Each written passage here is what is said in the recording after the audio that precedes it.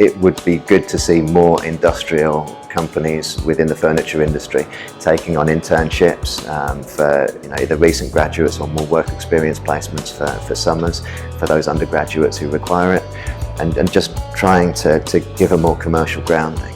There's no lack of creativity. We never complain about the lack of creativity. It's the lack of awareness of how something will be made and the realities that surround that, and the commercial grounding to address the problem at hand rather than designing for yourself.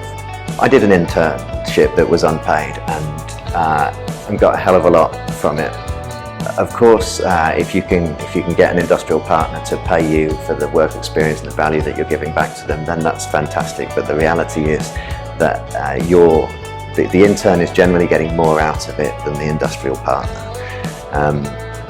And if it's the only way in which you're going to get that kind of genuine work experience, then you have to grasp it. London has become prohibitively expensive for the young startup designers.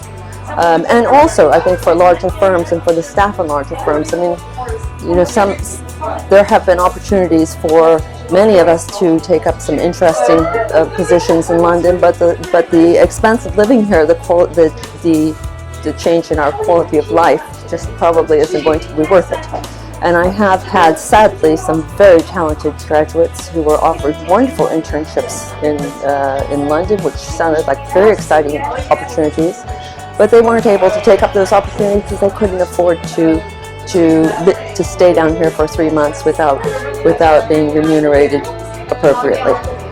And I think we discussed earlier, I know people who are down here doing internships, and they have 2 other jobs just to pay their rents for their internships. I mean, in the end, that might pay off.